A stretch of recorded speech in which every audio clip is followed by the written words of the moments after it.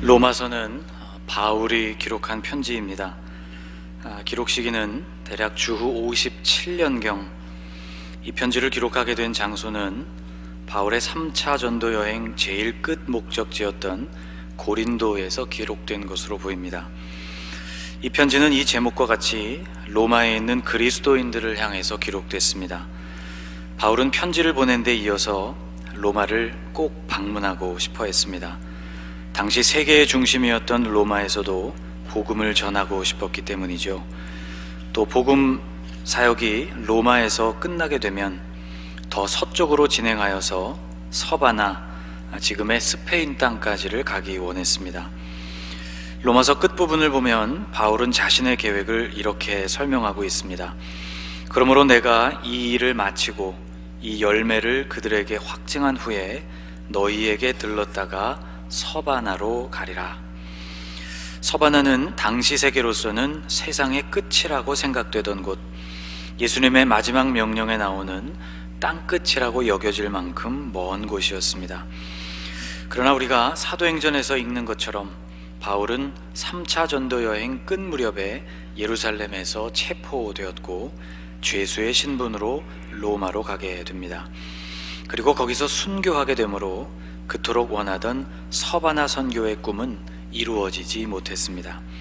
그러나 그를 인해서 시작된 모든 복음이 전 세계로 확장되어 갈 만큼 하나님의 계획과 또 주님이 이끄시는 모든 일들이 아름답게 열매 맺었던 것을 우리는 보게 됩니다. 오늘 본문의 말씀을 정확히 살피기 위해서 우리는 로마서 전체에 대한 간략한 이해가 필요할 것 같습니다. 바울이 로마서에서 말하고자 하는 주제는 죄에 대해 무기력한 인간의 상태를 예수님께서 해결하셨다는 것입니다. 특별히 이 은혜가 미치는 범위가 유대인과 이방인, 유대인과 헬라인 모두에게 공통적이라고 기록하고 있습니다. 바울은 이 편지 서두에서 이 편지를 받아볼 사람들을 로마에 있는 성도들이라고 썼습니다. 로마서 1장 7절입니다. 로마에서 하나님의 사랑하심을 받고 성도로 부르심을 받은 모든 자에게 하나님 우리 아버지와 주 예수 그리스도로부터 은혜와 평강이 있기를 원하노라. 여기서 로마에서 성도로 부르심을 받은 자란 유대인과 헬라인, 유대인과 이방인 모두를 의미했습니다. 바울은 유대인이나 이방인이나 모두가 죄인이라는 것, 그래서 유대인에게도 이방인에게도 모두 예수 그리스도가 필요하다는 것을 설명했습니다. 구원의 문제에 관한 한 유대인과 이방인 사이에 차이가 없다는 말씀이었죠. 로마서 10장 12절에 이렇게 기록하고 있습니다. 유대인이나 헬라인이나 차별이 없음이라. 한 분이신 주께서 모든 사람의 주가 되사 그를 부르는 모든 사람에게 부요하시도다. 그리고 로마서 뒷부분으로 가면 그가 유대인이든지 헬라인이든지 유대 사람이든지 이방 사람이든지 이렇게 구원을 받은 사람이라면 그는 어떻게 살아야 마땅하겠는지에 대한 구체적인 권면이 이어집니다. 로마서가 모두 16장으로 이루어져 있으니 장별로 정리를 해보겠습니다. 1장부터 8장까지의 말씀은 인간의 본질과 구원의 길을 설명하고 있습니다. 방금 말씀드린 대로 인간은 유대인이나 헬라인이나 너나 나나 할 것 없이 모두 죄인이라는 것, 그리고 타락한 죄인은 율법을 통해서 온전해질 가망이 없다는 것, 그래서 죄인이 구원을 받는 것은 오직 그리스도 예수의 십자가 은혜를 통해 이루어진다는 것을 설명하고 있습니다. 9장에서부터 11장까지는 유대인과 이방인의 구원 문제에 대해서 기술하고 있습니다. 유대인에게 먼저 구원의 기회가 주어졌지만 그들이 이 기회를 거부해버림으로써 구원의 기회가 이방인들에게로 돌아갔습니다. 그러나 이스라엘 안에도 남은 자들이 있어서 이방인의 구원의 숫자가 다 차게 되면 이스라엘에도 구원이 이르게 될 것을 설명하고 있습니다. 그리고 12장부터는 그리스도인의 삶에 대한 말씀이 등장합니다. 이렇게 구원을 받은 그리스도인, 그가 유대인이든 헬라인이든 그가 그리스도인이 되었다면 그의 삶이 무엇과 같아야 하는가를 구체적으로 설명하고 있는 본문입니다. 그러니까 로마서를 크게 두 부분으로 나눈다면 11장까지는 구원의 길을, 12장 이후로는 구원받은 사람의 생활을 다루고 있는 것입니다. 이 12장 이후의 말씀들은 아주 세부적이고 또 실제적인 권면이라고 할 수 있는데, 이 모든 권면을 한데 아우를 수 있는 큰 주제가 바로 오늘 본문에 해당되는 두 개의 구절입니다. 그러니까 그리스도인의 실제 삶이 어떠해야 하는지에 대한 대원리라고 볼 수 있는 것이죠.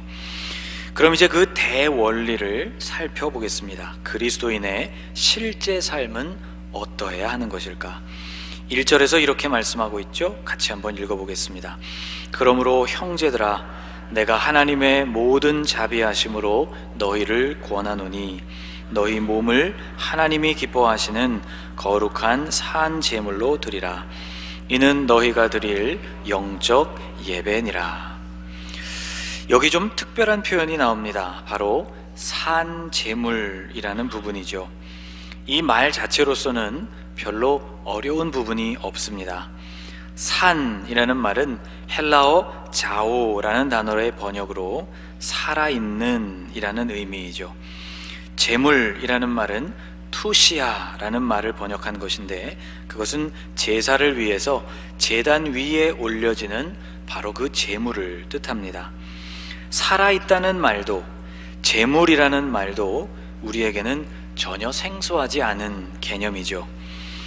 문제는 이 두 개의 단어가 한데 합쳐져 있다는 점입니다.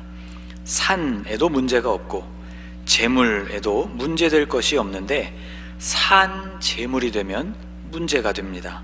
왜냐하면 제물이란 반드시 죽어서 제단 위로 올라가는 것이기 때문이죠. 살아있다면 그것은 제물로서는 부적합한 것이요, 제물이 되려면 반드시 죽은 상태가 되어야 하는 것인데, 만날 수 없는 이 두 단어가 만나서 산제물이라는 표현이 탄생했습니다. 참 당황스럽습니다. 이 말이 품고 있는 역설은 마치 날씬한 뚱보라고 말할 때의 느낌과 비슷합니다. 여러분, 이 머릿속에 이 이미지를 한번 그려보십시오. 뚱보를 날씬하다고 생각하게 만들어줄 그 기준이 어디쯤일까를 생각해보면 참 어렵습니다. 머릿속 상상의 인물을 계속해서 줄였다 늘렸다를 반복하면서 어디쯤에서 멈춰야 할지가 대단히 곤란한 것이죠. 우리는 이런 역설적인 표현이 허용되는 것이 문학이나 예술의 세계라고 알고 있습니다. 차가운 불꽃과 같은 표현이 시에나 어울리는 표현이죠. 그렇다면 바울은 지금 무슨 시적인 표현을 하고 있는 것일까? 그것도 아니라면 헬라어 사용이 서툴러서 나온 바울의 실수일까 생각되지만 그것도 아닌 것 같습니다. 바울은 배울 만큼 배운 사람이죠.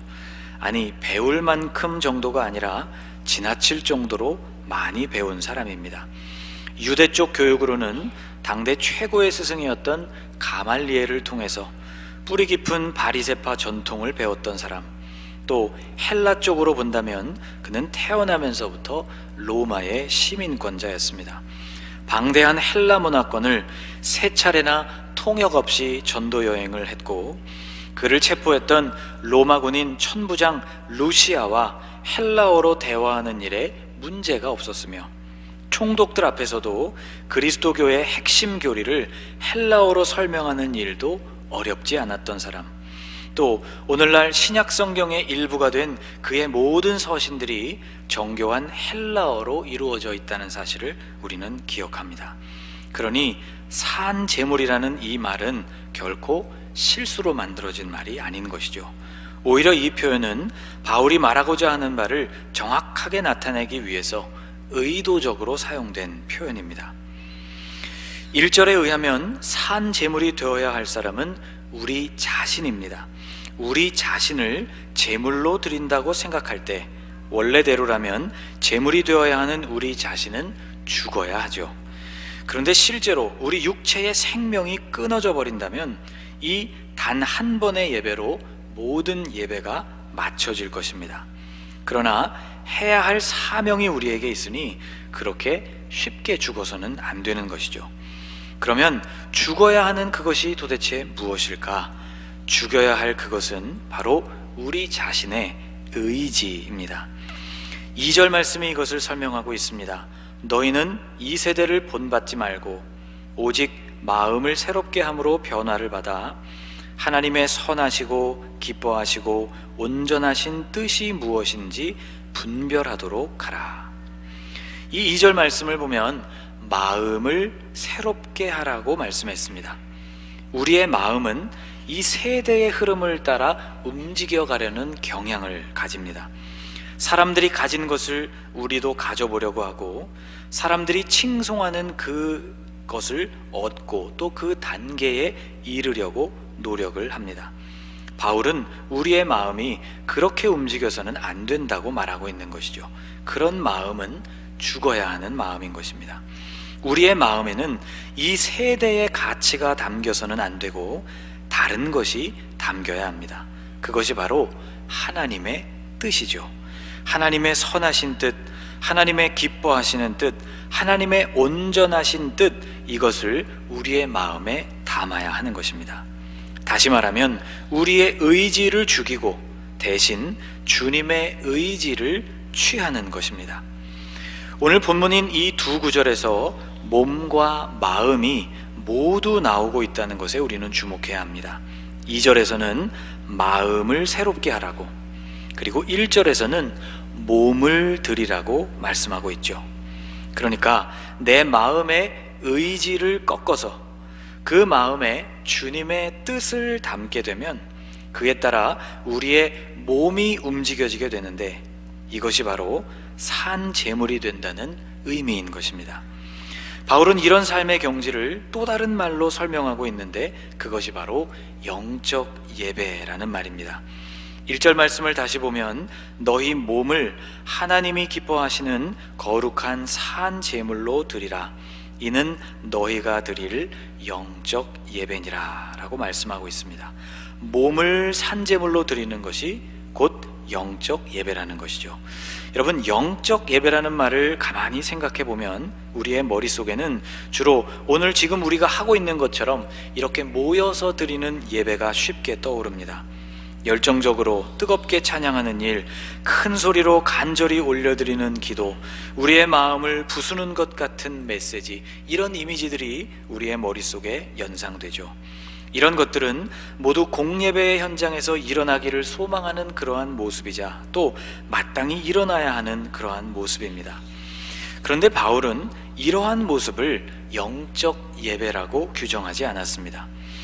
여러분이 가지고 계신 성경책을 보면 이 영적 예배라는 말에서 영적이라는 말에 주석이 달려 있을 것입니다. 성경 하단을 보시면 합당한이라고 아마 그 단어를 풀고 있을 것입니다. 영적이라는 말에 해당되는 헬라어가 로기코스라는 말입니다.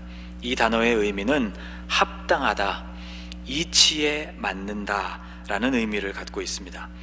단순히 육체와 반대되는 개념에서의 영적이라는 말이 아니고 합당하고 이치에 맞는다는 뜻이라는 것이죠. 그러니까 내 마음의 의지를 꺾고 그 마음에 주님의 뜻을 담게 되면 그에 따라 우리의 몸이 움직여지게 되는데, 이것이 바로 산 제물이 된다는 의미가 되는 것이고, 이것이 바로 우리가 추구해야 하는 합당한 예배의 모습이라는 말씀입니다. 여러분, 예배를 산 제물로서 살아가는 삶으로 규정했다는 것이 대단히 중요합니다.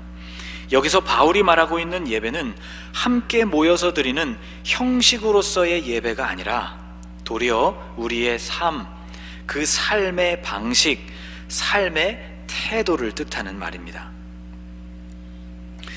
요한복음 4장에 예수님께서 사마리아 수가라는 마을에 들리셨고 그곳 우물가에서 한 여인을 만나서 대화하시는 장면을 기록해 놓고 있습니다. 예수님이 만났던 그녀는 삶에 상처가 있는 사람이었고 그래서였는지 예수님을 쌀쌀맞게 대하는 중이었죠. 그럼에도 불구하고 예수님은 매우 침착하고 온유하게 그녀의 차가움을 받아주시는 중이었는데, 그럼에도 그녀의 모든 것을 꿰뚫어 보시는 주님의 말씀 앞에서 그녀는 점차 할 말을 잃어가고 있는 중이었습니다. 5 남자와 살았고 지금도 6번째 남자와 살고 있는 자신의 부끄러운 모습이 드러나자 여인은 즉시 화제를 돌리면서 예수님께 질문을 던졌습니다. 이 질문은 신학적으로 대단히 중요하고도 어려운 질문이었죠. 그 질문은 예배를 드리는 장소의 정통성에 관한 질문이었습니다. 요한복음 4장 20절에서 그녀의 질문이 이렇게 기록되어 있습니다. 우리 조상들은 이 산에서 예배하였는데 당신들의 말은 예배할 곳이 예루살렘에 있다 하더이다. 그들이 예배하는 그리심산과 유대인들이 예배하는 예루살렘 사이에 어느 곳이 예배의 장소로서 더 적합한지를 묻고 있는 질문이죠. 그런데 예수님은 이 질문에 답을 해주시면서 문제가 예배의 장소가 아니라는 것을 말씀해 주셨습니다. 예수께서 이르시되 여자여 내 말을 믿으라. 이 산에서도 말고 예루살렘에서도 말고 너희가 아버지께 예배할 때가 이르리라. 예수님은 예배에 있어서 장소보다 더 중요한 것은 영과 진리로 예배하는 그 사람의 자세라고 말씀해 주셨죠. 23절에 이렇게 되어 있습니다. 같이 한번 읽어볼까요? 아버지께 참되게 예배하는 자들은 영과 진리로 예배할 때가 오나니 곧 이때라. 아버지께서는 자기에게 이렇게 예배하는 자들을 찾으시느니라. 아멘. 그러니까 참된 예배자란 어디에서 예배하느냐에 달려있는 것이 아니라 어디서 예배하든 그 예배를 영과 진리로 행하는 사람이라는 뜻이 되는 것이죠. 성전 예배가 중요하지 않다는 말씀이 아닙니다. 영적 예배, 곧 산 제물로서 살아가는 삶의 자리가 매우 중요하다는 말씀인 것이죠. 여러분, 오늘 본문인 1절과 2절 말씀이 대원리에 해당된다고 여러분에게 설명을 드렸습니다. 이제 로마서 12장 3절 뒷부분으로는 이 원리를 따라서 살아야 하는 구체적인 삶의 모습들이 나오고 있는데 그것을 잠깐만 살펴보겠습니다. 3절부터 13절, 오늘 본문 바로 뒤이어서 나오는 이 말씀은 교회 공동체 안에서 그리스도인 자신의 한계를 알라는 말씀입니다. 자신의 역할을 온전히 감당하고 분수를 벗어나지 말라고, 선을 행하는 일, 형제를 사랑하는 일, 부지런한 것, 인내, 구제와 같은 일에 힘쓰라고 권면하고 있습니다. 14절에서부터 21절은 그 교회 공동체 안에서의 대인 관계에 대해서 설명하고 있죠.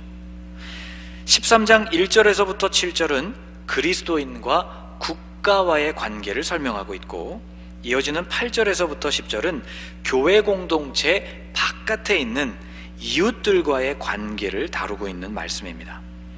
그 뒤로 나오는 모든 말씀들이 그렇습니다. 결국 이 모든 관계들은 우리가 산 제물로서 살아가야 할 현장이자 영적인 예배가 드려지는 범위가 되는 것이죠. 영적 예배, 곧 합당한 예배자로서의 삶은 주일 예배 시간에만 국한되지 않는다는 뜻입니다. 그것은 우리의 나머지의 삶 전체에 해당된다는 말씀인 것이죠. 여러분, 우리 교회 앞 삼거리에서 우리 교회로 진입하기 위해서는 교회 앞 큰 도로에서 유턴을 해야 합니다. 그런데 이렇게 하려면 교회를 지나쳐서 50m 정도나 되는 거리를 더 내려가야 하죠. 여간 귀찮은 것이 아닙니다. 교회로 진입하는 아주 간편한 방법이 있습니다. 교회 직전에서 좌회전을 하는 방법이죠. 시간도 절약되고 연료까지 절약됩니다. 문제는 이렇게 하는 것이 원칙에 어긋난다는 점과 중앙선을 갑자기 넘는 행동이 대단히 위험하다는 것이죠. 주차위원들로부터 제가 자주 듣게 되는 이야기가 있습니다. 며칠 전에도 그런 얘기를 들었습니다. 이 장소에서 여전히 좌회전을 하시는 분들이 있다는 것, 그리고 그분들이 대개 정해져 있다는 이야기입니다. 성전 예배를 위해서 교회를 향하고 있지만 영적 예배, 곧 합당한 예배, 산 제물이 되는 삶에 있어서는 실패하고 있다는 뜻입니다. 교회 앞 도로에 주차를 하면 버스 정류장을 이용하는 우리의 이웃들이 불편을 겪습니다. 몇 년 전부터 이곳에 주차하지 말자고 제가 한 달에 한 번씩 정기적으로 광고를 드리고 있는데 정기적으로 그곳에 주차를 하시는 분들이 있습니다. 여기서 드리는 성전 예배에는 성공하고 있는지 몰라도 그것만큼이나 중요한 영적 예배를 놓치고 있다는 생각이 듭니다. 사랑하는 여러분, 하나님의 선하시고 기뻐하시고 온전하신 뜻이 무엇인지 우리의 마음으로 그것을 분별하지 못하거나 혹은 분별은 했지만 몸이 그것을 따라 움직이지 못한다면 우리는 산 제물로서의 삶에 실패하고 있는 것입니다. 영적 예배에도 실패하고 있는 것입니다. 여러분, 새로운 해가 시작됐습니다. 우리가 지키는 이 주일, 이곳에서 드려지는 예배뿐만이 아니라 예배당 밖에서 보내는 주일의 나머지 시간들과 6일 동안의 삶도 산 제물로 사는 날들이 되시기를, 영적 예배, 합당하고 이치에 맞는 삶을 하나님께 드려가는 날들이 되시기를 주님의 이름으로 축복합니다. 기도하겠습니다. 주님, 우리를 주님의 자녀로 부르셨고 또 예배자로 부르셨음을 기억합니다. 그런데 그 예배는 이곳 성전에서 이루어지는 것만이 아니라는 사실을 깨달았습니다.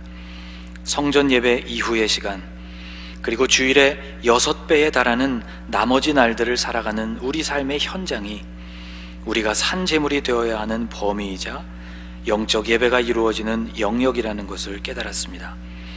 성전 예배에는 성공하고 있는지 모르겠지만 그것만큼이나 중요한 영적 예배를 놓치고 있지는 않은가 돌아보게 하옵소서. 우리의 마음에서 이 세대를 따라가려는 우리의 의지를 죽이고 하나님의 뜻을 마음에 담게 하옵소서. 주님이 무엇을 선하게 여기시는지, 또 무엇을 기뻐하시는지, 또 무엇을 온전하게 보는지를 우리의 마음으로 분별하게 하시고 그것을 몸으로 살게 하옵소서. 산 제물이 되는 일, 영적 예배를 추구하는 삶, 합당하고 이치에 맞는 삶을 이어가는 삶이 이 모든 일에 성공하는 한 해가 될 수 있도록 우리 모든 성도들을 주님 붙들어 주옵소서. 예수님의 이름으로 기도하옵나이다. 아멘.